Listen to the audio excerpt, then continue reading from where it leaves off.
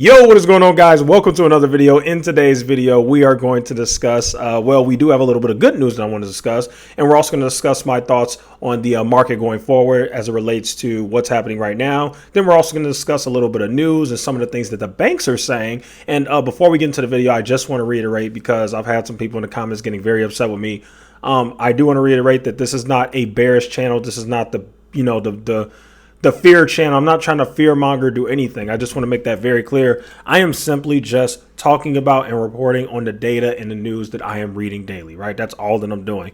I'm not purposely trying to have an agenda and make people feel scary about the market. I'm honestly just posting how I honestly feel. Now, for the people who have made comments saying, oh, you're missing out on the rally, blah, blah, blah. I've made so clear on this channel that I have like 5 different brokerage accounts, and most of them hold index funds, and I do still continue to buy index funds to this day. So this little market rally that we have seen over the last like 2 weeks, I have not missed a bit of it, because I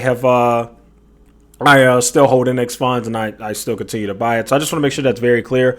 I think a lot of people have this impression that I am holding cash, which is just not true. And what I will say to you is, some of you guys who comment on my videos clearly lack comprehension. And if that's you, I don't know what else to say to you. I mean, I've made it very clear what I've done in my videos. And so if you're just going to come in and make up your own crap because you lack comprehension, well, that's your problem. Okay, so let's go ahead and move on now. There is some good news regarding the stock market. The good news is the VIX, the volatility index, has actually been going down for like the last 9-10 days straight. It's actually been quite remarkable.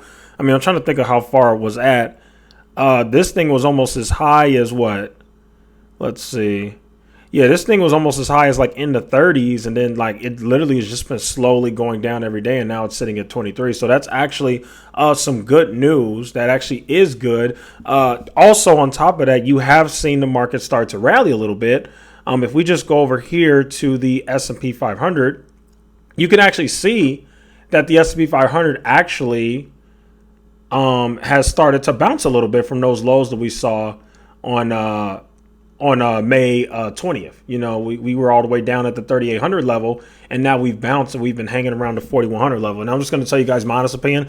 I think the 4,100, like 70-ish level is a strong resistance, right? I think 4,075 is a key level of resistance, and I think we're eventually going to go back and test that again. I think if the S&P goes under 4,000 again, that is not a good sign. And yeah, the market has had a nice little rally. However, a lot of people are still down on their stocks, because most of us were buying when the S&P 500 was way higher. So it's nice to see some green, but a lot of people are still down. And for me personally, even though I do continue to buy index funds and put money into my retirement accounts, I still continue to hold off on individual stocks, because it is just of my opinion that we are going to go so much lower. I truly believe that we have further to fall. And I know people don't like that, and that's fine. You're free to trade your own opinion. If you want to continue to buy stocks and do your own plan, that's fine. But, don't come in my comments getting all toxic and angry because you're emotional over your money. You cannot be emotional when it comes to stocks. You have to just, you just have to be analytical. You can't be emotional. You have to just deal with the facts and the reality. You got to form your own opinions, figure out a plan, and just work with it, So that's definitely something that you want to do. But that is actually some good news. Like, I do have to admit, the market has been doing pretty well these last 2 weeks. Like, it actually has been going up steadily. It hasn't looked as strong as I would hope, at least in my opinion. I haven't really seen very many strong rallies. I think we had one day where the S&P 500 went up like 3%, the NASDAQ went up like 4%, something like that. We had like one day of that. But the market to me still looks weak. It really does. Now, who knows what's going to happen once CPI comes out? It could easily take all of this stuff back down. And honestly, if you guys want my honest opinion, I still think that the market has much further to fall. Now, we could see some type of rally in the short term, but I'm not going to get tricked by that and end up buying on those types of things when I think the market's going lower. But again, that's just my opinion, right? Now, let me just point out some things. So Morgan Stanley actually came out and said that the bear market rally that began a few weeks ago can continue for a few more weeks until the Fed makes it crystal clear that they remain hawkish and earnings revisions fall well into negative territory. And then he also says should ultimately take the S&P 500 toward 3,400, so 3,400 by mid/late August. I 100% agree with Morgan Stanley. I actually believe the same thing.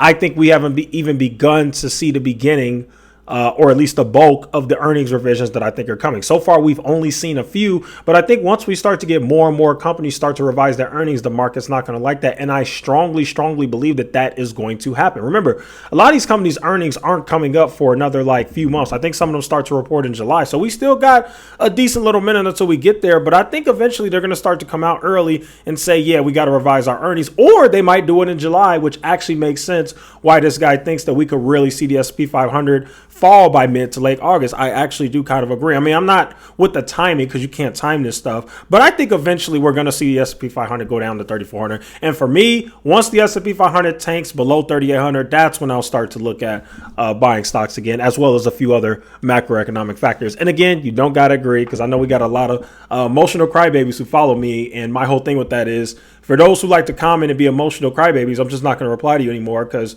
it's just my opinion. You don't have to agree. There's no point in being toxic and complaining. And you know, just if you don't agree, then just trade your own plan or go follow a channel that tells you to buy the dip every day like Jeremy Lefebvre, you know?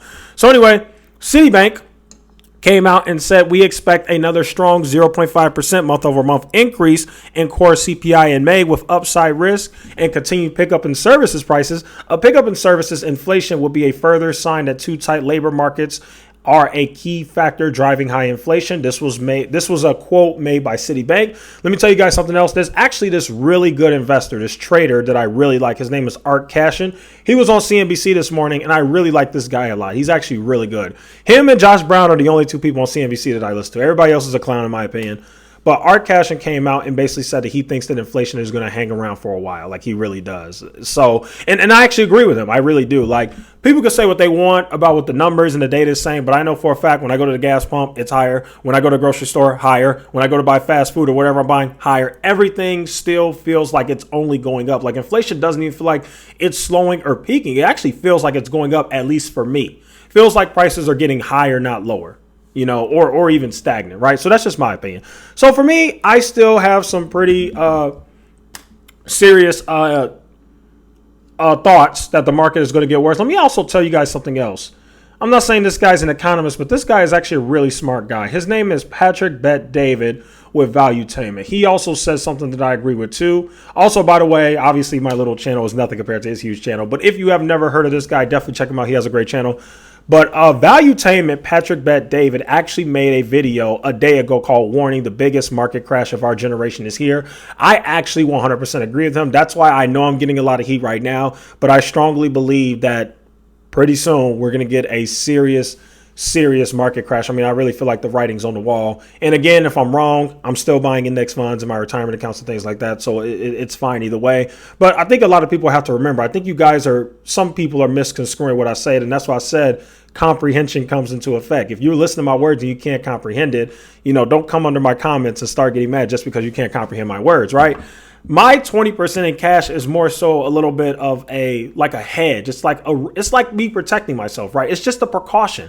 It doesn't mean that you have to do that, but 20% cash is what I've decided is a smart idea for me to keep on the side as just a precaution because of what I strongly feel about the market. At the end of the day, I'm an investor and this is what I'm choosing to do with my money. You don't got to agree, but that's what it is.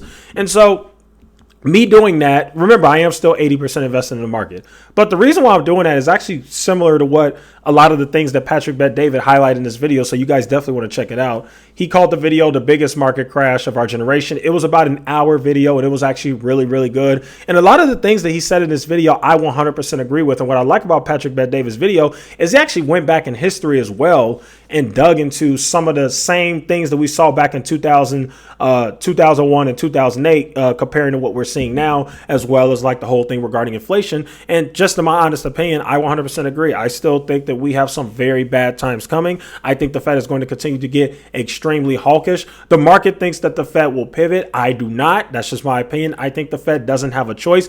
Even if the Fed pivots, it may be good for the stock market, but it is not going to be good for the economy and it is not going to be good for inflation. And I think that the Fed knows this. That is why I keep reiterating that at this point, it's forget the stock market. At least that's what I think think the Fed thinks. I think the Fed is like, forget the stock market. We have got to save this goddamn economy. That's really what I think is happening. And like I said, if the Fed pivots, that's not good. If the Fed continues what they do, then fine. That actually is good for the economy, but it's not good for the stock market. So it's, it's kind of a lose-lose, win-win. I don't know. It's a lose-lose situation, however you slice it. But for me, I'm continuing to practice my strategy of holding cash on the side. Again, still invested in the market. I do not think you should go 100% cash, but I strongly do believe that holding some cash, keyword for those of you who can't comprehend, who suck at comprehension, some cash, having some cash on the side makes sense. Not all cash, but I do think that having some cash on the side makes sense. And so there you guys have it. For those who have been supporting and appreciating my thoughts and my honest, brutal truth, even though people don't like to hear it, I really appreciate you for that. For the people who can't comprehend,